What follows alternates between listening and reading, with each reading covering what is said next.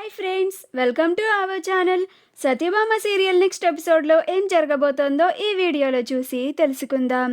సత్య కోసం వచ్చిన మాధవ్ అసలేం జరిగింది అని తెలుసుకోవడానికి ఈ వీడియోని స్కిప్ చేయకుండా ఎండ్ వరకు చూసేయండి. సత్యని సపోర్ట్ చేయడానికి 9 మందే ఉన్నారు అని, ఇంకొకళ్ళు కావాలి అని, ఇంకా సత్యకి సపోర్ట్ చేయడానికి ఎవ్వరూ లేరు అని, తన వల్ల కాదు అని సత్య కుర్చీలో కూర్చొని చాలా బాధపడిపోతూ ఉంటుంది.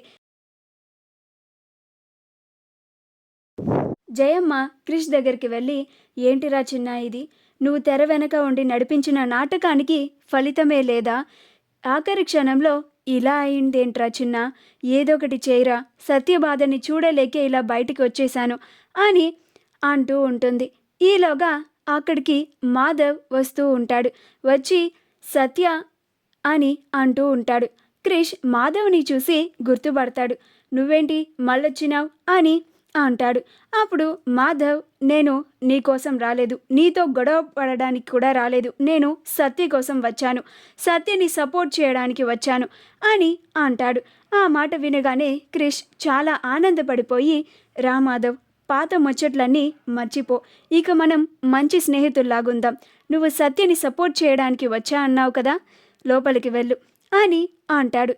అప్పుడు మాధవ్ లోపలికి వెళ్ళగానే, సత్య టెన్షన్ పడుకు, నీకోసం నేను వస్తున్నాను అని అనుకుంటూ వెళ్తూ ఉంటాడు. ఈలోగా జయమ్మ సత్య చేత నామినేషన్ టైం అయిపోతోంది అని ఉన్న 9 మంది చేతనే సత్య చేత నామినేషన్ వేయిస్తూ ఉంటుంది.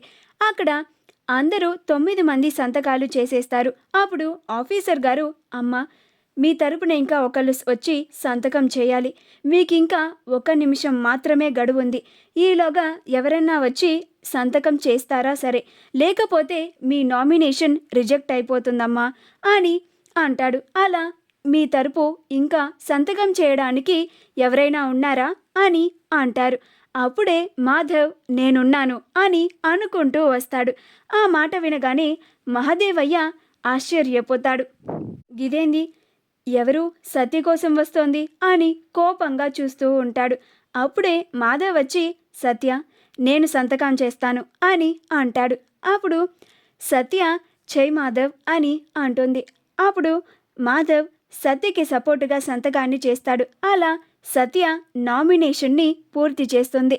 అది చూసి తట్టుకోలేక మహదేవయ్య చాలా కోపంగా ఉంటాడు.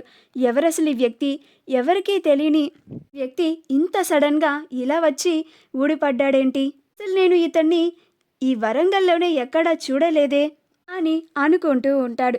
మాధవ్ సత్యతో ఇలా మాట్లాడుతూ ఉంటాడు.